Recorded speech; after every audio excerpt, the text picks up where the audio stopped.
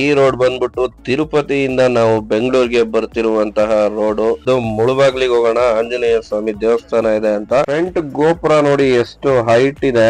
ತಿರುಪತಿ ಶ್ರೀನಿವಾಸ ವಿಶ್ವದಲ್ಲೇ ಅತಿ ದೊಡ್ಡ ಲಿಂಗ ಇರುವಂತಹ ಜಾಗ ಎಂಬ ಪ್ರತೀತಿ ಹೊಂದಿದೆ. ಅಲ್ಲೂ ಕೂಡ ಜನಗಳಿದರೆ ಗುರು. ಬೇಜಾರ್ ಅನ್ಸಿದ್ದೇನು ಅಂದ್ರೆ ಪಕ್ಕನ ಆನ್ ದ ವೇ ಬಜರಂಗಿ ದೇವಸ್ಥಾನದ ದರ್ಶನ ತಗೊಂಡು ಒಳ್ಳೆ ಉಪ್ಪು ಖಾರ ಹಾಕೊಂಡ್ ಸೀಬೆ ಹಣ್ಣನ್ನ ಚೆನ್ನಾಗಿ ಹಲೋ ಎಲ್ರಿಗೂ ನಮಸ್ಕಾರ ಸ್ನೇಹಿತರೆ, ನಾನು ನಿಮ್ಮ Pradeep Chandra. Welcome back to my PCB diaries YouTube channel. Road ನೋಡ್ರಿ ಎಷ್ಟು ಸಕ್ಕತ್ತಾಗಿದೆ. ಈ ರೋಡ್ ಬಂದ್ಬಿಟ್ಟು ತಿರುಪತಿಯಿಂದ ನಾವು ಬೆಂಗಳೂರಿಗೆ ಬರ್ತಿರುವಂತಹ ರೋಡು. ನನ್ನ ತಿರುಪತಿಯ ವಿಡಿಯೋಗಳನ್ನ ನೋಡ್ಬೇಕಂದ್ರೆ ಇದೇ ಚಾನಲ್ ಅಲ್ಲಿ ಆಲ್ರೆಡಿ ತಿರುಪತಿದು ಪಾರ್ಟ್ 1 ಪಾರ್ಟ್ 2 ವಿಡಿಯೋನ ಹಾಕಿದೀನಿ. ಯಾಕೆಂದ್ರೆ ನಾವು ಕೆಳಗಿಂದ ಮೇಲೆವರೆಗೂ ಬರೀ ವಾಕಲ್ ಹೋಗಿದ್ವಿ. ಸೊ ಕಂಪ್ಲೀಟ್ ವಿಡಿಯೋ ನನ್ನ ಯೂಟ್ಯೂಬ್ ಚಾನಲ್ ಅಲ್ಲಿ ಇದೆ, ಹೋಗಿ ನೀವು ನೋಡ್ಬೋದು. ರೋಡ್ ಕೂಡ ಸೂಪರ್ ಆಗಿತ್ತು, ವೆದರ್ ಕೂಡ ಚೆನ್ನಾಗಿತ್ತು. ನಾವು ಬೆಂಗಳೂರಿಂದ ಹೋಗ್ಬೇಕಾದ್ರೆ ಬೇರೆ ಯಾವ್ದಾದ್ರು ಪ್ಲೇಸಸ್ ಸಿಗುತ್ತಾ ಅಂತ ಸರ್ಚ್ ಮಾಡ್ತಾ ಇದ್ವಿ. ಆಗ ನನ್ನ ಕಸಿನ್ ಹೇಳಿದ್ದು ಮುಳಬಾಗ್ಲಿಗೆ ಹೋಗೋಣ, ಆಂಜನೇಯ ಸ್ವಾಮಿ ದೇವಸ್ಥಾನ ಇದೆ ಅಂತ. ಸೊ ನಾವು ಗಾಡಿ ಎತ್ಕೊಂಡು ಮುಳಬಾಗ್ಲ ಕಡೆಗೆ ಹೊರಟ್ವಿ. ಡಿವೈಡರ್ ಮಧ್ಯೆ ಹಾಕಿರುವಂತಹ ಹೂಗಳ ಸಾಲು, ಅಕ್ಕಪಕ್ಕ ಇರುವಂತಹ ಬೆಟ್ಟಗಳು ಎಲ್ಲ ನೋಡ್ಕೊಂಡು ಮುಳಬಾಗ್ಲಿಗೆ ಎಂಟ್ರಿ ಕೊಟ್ವಿ. ಅಪ್ಪು ಸರ್ ಸಾಂಗ್ ಗಳನ್ನ ಕೇಳ್ಕೊಂಡು ದೇವಸ್ಥಾನದ ಹತ್ರ ಬಂದಿದೆ, ಗೊತ್ತಾಗ್ಲಿಲ್ಲ, ಅಷ್ಟು ಬೇಗ ಬಂದ್ವಿ. ಫ್ರಂಟ್ ಗೋಪುರ ನೋಡಿ ಎಷ್ಟು ಹೈಟ್ ಇದೆ. ಇಲ್ಲಿ ಮೂಡಣ ಬಾಗಿಲು ಅಂತ ಇತ್ತು. ಮೂಡಣ ಬಾಗಿಲು ಅಂದ್ರೆ ಪೂರ್ವದ ಬಾಗಿಲು ಅಂತ. ಸೊ ಪಕ್ಕದಲ್ಲಿ ಮುಳಬಾಗಿಲು ನಗರ ಅಂತ ಇತ್ತು. ಮೇ ಬಿ ಮೂಡಣ ಬಾಗಿಲು ಅಂತ ಇದ್ದಿದ್ದು ಮುಳಬಾಗಿಲು ಅಂತ ಕನ್ವರ್ಟ್ ಆಗಿರ್ಬೋದು ಅನ್ಸುತ್ತೆ. ಆಂಜನೇಯ ಸ್ವಾಮಿ ದೇವರ ದರ್ಶನ ಪಡೆದು ಅದೇ ರೀತಿ ಅದರ ಪಕ್ಕದಲ್ಲಿರುವಂತಹ ಟೆಂಪಲ್ ಅಲ್ಲಿ ತಿರುಪತಿ ಶ್ರೀನಿವಾಸ ಅವರು ಮಲಗಿರುವಂತಹ ದೇವಸ್ಥಾನ ಇದೆ. ಸೊ ಅದನ್ನು ಕೂಡ ದರ್ಶನ ಪಡೆದು ಅಲ್ಲಿಂದ ಮತ್ತೆ ಹೊರಟಿದ್ದು ನಾವು ಕೋಟಿ ಲಿಂಗೇಶ್ವರ ಟೆಂಪಲ್ಗೆ. ಇಲ್ಲೆಂತದ್ದು ಮಳೆ ಇಲ್ಲ ಕಣ, ಬಿಸಿಲು. ಬೆಂಗಳೂರಿಂದ ಇತ್ತ ಮಳೆನೇ ಇಲ್ಲ, ಇಲ್ಲೆಲ್ಲ ಭಯಂಕರ ಬಿಸಿಲು. ಇಲ್ಲಿ ತಿರುಪತಿಲಿದ್ದು ಮುಗಿಸ್ಕೊಂಡು ಈಗ ಮುಳುಬಾಗ್ಲ ಹತ್ರ ಬಂದು ಆಂಜನೇಯ ದೇವಸ್ಥಾನ ಮುಗಿಸ್ಕೊಂಡು. ಹಾಸನ್ ಸ್ಲ್ಯಾಂಗ್ ಭಾಷೆ ಕೇಳಿದ್ರ ಇದು ಒಂಥರ ಸ್ಪೆಷಲ್ ಆಗಿರುತ್ತೆ. ಪ್ರತಿಯೊಂದು 40 ರಿಂದ 50 ಕಿಲೋಮೀಟರ್ಗೆ ಭಾಷೆಗಳು ಚೇಂಜ್ ಆದಂಗೆ ನಮ್ಮ ಹಾಸನ್ಗೂ ಕೂಡ ಒಂದು ಬೇರೆ ಶೈಲಿಯ ಭಾಷೆಯಾಗಿಯೇ ಬದಲಾಗಿದೆ. ಯಾರಾದ್ರೂ ಹಾಸನ್ ಅವರು ಮಾತಾಡ್ತಿದ್ರೆ ಗೊತ್ತಾಗುತ್ತೆ ಅವ್ರು ಮಾತಾಡ್ತಿರೋದು ಹಾಸನ್ ಭಾಷೆ ಅಂತ. ಕೋಟಿ ಲಿಂಗೇಶ್ವರ ಅಂದ ತಕ್ಷಣ ನನಗೆ ನೆನಪಾಗುವಂತಹ ಸಾಂಗ್ ಯಾವ್ದಪ್ಪ ಅಂದ್ರೆ ಬ್ರಹ್ಮ ವಿಷ್ಣುವೇ ಮುಗಿದ ಆದಿಪಾದ ನಾದಿಪಾದ ಅನ್ನದಾತ ವಿಶ್ವನಾಥ ದಿವ್ಯ. ಈ ಸಾಂಗ್ ನ ನೆನ್ಸ್ಕೊಂತ ಕೋಟಿ ಲಿಂಗಗಳು ಇದೆಯಾ ಅಲ್ಲಿ, ಎಲ್ಲರೂ ಲೆಕ್ಕ ಹಾಕಿದಾರ ಇಲ್ಲ ಸುಮ್ನೆ ಹೇಳ್ತಾರ ಕೋಟಿ ಲಿಂಗ ಇದೆ ಅಂತ. ಸೊ ಇದ್ರ ಬಗ್ಗೆ ಥಿಂಕ್ ಮಾಡ್ಕೊಂಡು ನಾನು ಕೂಡ ಹೊರಟೆ. ಕೋಟಿ ಲಿಂಗೇಶ್ವರ ದೇವಸ್ಥಾನವು ಭಾರತದ ಕರ್ನಾಟಕದ ಕೋಲಾರ ಜಿಲ್ಲೆಯ ಕಮ್ಮಸಂದ್ರ ಗ್ರಾಮದಲ್ಲಿದೆ. ವಿಶ್ವದಲ್ಲೇ ಅತಿ ದೊಡ್ಡ ಲಿಂಗ ಇರುವಂತಹ ಜಾಗ ಎಂಬ ಪ್ರತೀತಿ ಹೊಂದಿದೆ. ಕೋಟಿ ಲಿಂಗ ಅವತ್ತಿನ ಇದ್ರಲ್ಲಿ ಮಾಡೇನಲ್ಲ, 25 ವರ್ಷದ ಮೇಲೆ ಆಯ್ತು. 25 ಜಾಸ್ತಿ ಆಯ್ತು, ನಮಗೆ ಗೊತ್ತಿಲ್ಲ ಇದು ಮಾಡಿರೋದು. ಕೋಟಿ ಒಂದವೆ. ಹಿಂಗೆ ಹಿಂದೆ ನನ್ನ ಕಸಿನ್ಸ್ ಮಾಡೋ ಡಿಸ್ಕಷನ್ ನ ಕೇಳ್ಕೊಂಡು ನಾನು ಗಾಡಿನ ಓಡಿಸ್ಕೊಂಡು ಕೊನೆಗೂ ಬಂದು ಕೋಟಿ ಲಿಂಗೇಶ್ವರ ದೇವಸ್ಥಾನದ ಹೆಬ್ಬಾಗಿಲನ್ನ ತಲುಪೇ ಬಿಟ್ಟೆ. ಇಲ್ಲಿಂದ ಒಳಗೋಗಿ ಗಾಡಿನ ಪಾರ್ಕ್ ಮಾಡಿ ಶಿಸ್ತಾಗಿ ದೇವಸ್ಥಾನದೊಳಗೋಗಿ ದರ್ಶನ ತಗೊಳ್ಳೋಣ ಅಂತ ಹೊರಟ್ವಿ. ನಾವು ಹೋಗಿದ್ದು ವೀಕ್ ಡೇಸ್ ಆದ್ರಿಂದ ಅಷ್ಟೊಂದು ಜನ ಕಾಣ್ತಾ ಇರ್ಲಿಲ್ಲ. ಓಕೆ, ಜನ ಕಮ್ಮಿ ಇದಾರೆ ಅನ್ಕೊಂಡು ನಾವು ಆರಾಮಾಗಿ ದರ್ಶನ ಮಾಡ್ಬೋದು ಅನ್ಕೊಂಡು ಸೀದಾ ಹೊರಟ್ವಿ. ಸ್ವಲ್ಪ ಒಳಗೋಗಿ ನೋಡಿದ್ರೆ ಅಲ್ಲೂ ಕೂಡ ಜನಗಳಿದಾರೆ ಗುರು, ಕ್ಯೂ ಇದೆ, ಜನಗಳು ಆಲ್ರೆಡಿ ಒಳಗಿದ್ರು. ಸೊ ನಾವು ಕೂಡ ಕ್ಯೂ ಅಲ್ಲಿ ಒಳಗಡೆ ಹೋದ್ವಿ, ಟಿಕೆಟ್ ತಗೊಂಡು ಸ್ಟಾರ್ಟ್ ಮಾಡಿದ್ವಿ. ಯಾವ ಕಡೆ ನೋಡಿದ್ರು ಕಂಪ್ಲೀಟ್ ಆಗಿ ಲಿಂಗಗಳೇ ಕಾಣ್ತಾ ಇದ್ವು. ಯಾವ ಕಡೆ ನೋಡಿ, ಯಾವುದೇ ಕಾಂಪೌಂಡ್ ನೋಡಿ, ಯಾವುದೇ ಗೋಡೆ ನೋಡಿ, ಎಲ್ಲದ್ರ ಮೇಲೆ ಚಿಕ್ಕ ಚಿಕ್ಕ ಲಿಂಗಗಳು, ದೊಡ್ಡ ದೊಡ್ಡ ಲಿಂಗಗಳು, ಪುಟ್ ಲಿಂಗಗಳು, ಯಾವ ಕಡೆ ನೋಡಿದ್ರು ಕಂಪ್ಲೀಟ್ ಲಿಂಗಗಳೇ ಕಾಣಕ್ಕೆ ಶುರುವಾದವು.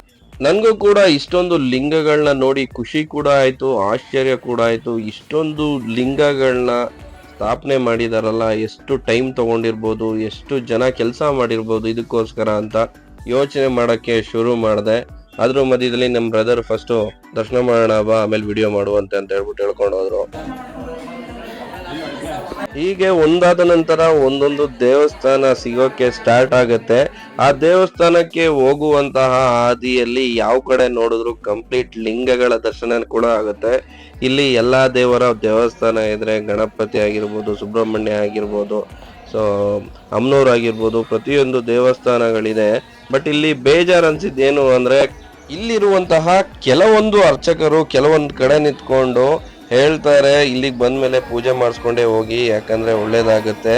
ಸೊ ಒಳ್ಳೇದಾಗುತ್ತೆ ಅಂತ ಹೇಳೋದು ಕಾಮನ್ನು. ಇಲ್ಲಿಗೆ ಬಂದ್ಮೇಲೆ ಈ ಪೂಜೆ ಮಾಡಿಸ್ಲೇಬೇಕು ಅಂತ ಹೇಳುವಂಥದ್ದು ಅದು ಬಿಸ್ನೆಸ್ ಅಂತ ಅನ್ಸುತ್ತೆ. ಯಾಕಂದ್ರೆ ಕೆಲವರು ದೇವಸ್ಥಾನಕ್ಕೆ ಹೋಗಿ ಅವ್ರ ಹತ್ರ ₹1 ಇರುತ್ತೋ ₹10 ಇರುತ್ತೋ ದೇವ್ರಿಗೆ ಅರ್ಪಣೆ ಮಾಡ್ಬಿಟ್ಟು ಒಳ್ಳೇದ್ ಮಾಡಪ್ಪ ಅಂತ ಕೇಳ್ಕೊಬರಕ್ಕೆ ಅಂತ ಬಂದಿರ್ತಾರೆ.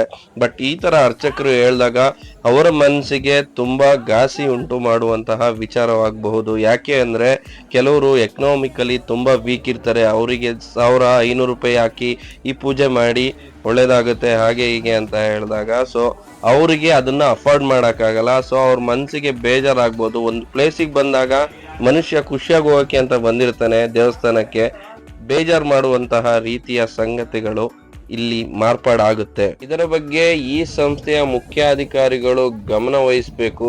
ನೀವು ಪೂಜೆ ಮಾಡೋದು ಬೇಕಾದ್ರೆ ಒಂದು ಬೋರ್ಡ್ ಬರೆದು ಹಾಕಿ, ಸೊ ಪೂಜೆ ಮಾಡಿಸುವಂತವರು ಆ ಬೋರ್ಡ್ ಓದ್ಕೊಂಡು ಅವರು ಪೂಜೆ ಮಾಡಿಸ್ತಾರೆ. ಸೊ ಮಾತಾಡಿ ಅವರ ಮನಸ್ಸಿಗೆ ಪ್ರಚೋದನೆ ಮಾಡುವಂತಹ ಹೇಳಿಕೆಗಳನ್ನ ನೀಡೋಕೆ ಬಿಡಬಾರ್ದು ಅಂತ ಹೇಳೋಕೆ ಇಷ್ಟಪಡ್ತೀನಿ. ಹೇಳ ಕೇಳ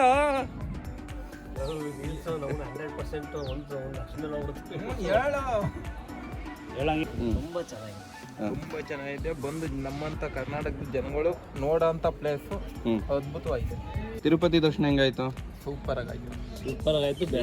ಬೇಡ ಯಾಕೆ, ಏನಾಯ್ತು? ರಶ್ ಭಯಂಕರ. ಬೆಳಿಗ್ಗೆ 11 ಗಂಟೆಗೆ ಅಂತ ಕಿವಿಗೆ ಹೋಗಿ ಕೂತ್ಕೊಂಡು ಅಲ್ಲಿ ಊಟ ತಿಂಡಿ ಪ್ರತಿಯೊಂದು ಹಾಲಿನ ವ್ಯವಸ್ಥೆ ಎಲ್ಲ ಇತ್ತು. ಆದ್ರೆ ದೇವ್ರ ದರ್ಶನ ಆಗಿದ್ದು ಮಧ್ಯರಾತ್ರಿ 1 ಗಂಟೆ.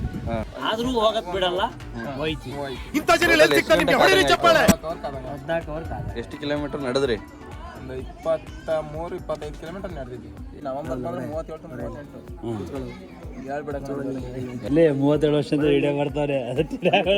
ಕೆಲವರು ಹುಡುಗರದು ಏಜ್ ಎಷ್ಟು ಅಂತ ಕೇಳ್ದಿರುವಂತಹ ಪರಿಸ್ಥಿತಿಯಲ್ಲಿ ಇದೀವಿ. ಯಾಕೆ ಅಂದ್ರೆ 37 ಆದ್ರೂ ಕೆಲವರಿಗೆ ಮ್ಯಾರೇಜ್ ಆಗಿರಲ್ಲ. ಅವರು ಆ ಫೀಲ್ ಅಲ್ಲಿ ಇರ್ತಾರೆ. ಬ್ರೋ ಅದೇ ಫೀಲ್ ಅಲ್ಲಿ ಇದ್ದಾರೆ. ಕಣ್ಣೀರಿಗೆ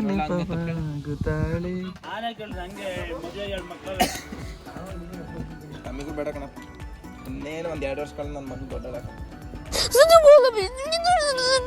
ಬ್ರೋನ ಮನಸ್ಸಿನ ಮಾತು ದೇವ್ರಿಗೆ ಅರ್ಥ ಆಯ್ತೋ ಇಲ್ವೋ, ನಮಗಂತೂ ಬಹಳ ನೀಟಾಗಿ ಅರ್ಥ ಆಯ್ತು. ಕೋಟಿಲಿಂಗೇಶ್ವರ ದೇವಸ್ಥಾನದ ಆಕರ್ಷಣೆ ಎಂದರೆ 108 ಅಡಿ ಎತ್ತರ ಮತ್ತು 35 ಅಡಿ ಅಗಲ ಇರುವಂತಹ ದೊಡ್ಡದಾದಂತಹ ಲಿಂಗ ಸ್ಥಾಪನೆ ಮಾಡಿರುವಂತದ್ದು. ಹಾಗೆ 60 ಅಡಿ ಉದ್ದ ಹಾಗೆ 40 ಅಡಿ ಅಗಲ ಇರುವಂತಹ ನಂದಿ ವಿಗ್ರಹ ಇಲ್ಲೇ ಇರುವಂತದ್ದು. ಇವೆರಡು ನೋಡಕ್ಕೆ ಕಣ್ಣಿಗೆ ಕಟ್ಟದಾಗೆ ಕಾಣುತ್ತದೆ. 15 ಎಕರೆಯಲ್ಲಿ ನಿರ್ಮಿತವಾಗಿರುವಂತಹ ಈ ದೇವಸ್ಥಾನದ ಸುತ್ತ ಕೋಟಿ ಲಿಂಗಗಳಿಂದ ಆವೃತವಾಗಿದೆ. ಹಾಗಾಗಿಯೇ ಇದಕ್ಕೆ ಕೋಟಿಲಿಂಗೇಶ್ವರ ದೇವಸ್ಥಾನ ಎಂಬುವಂತಹ ಹೆಸರು ಕೂಡ ಬಂದಿದೆ.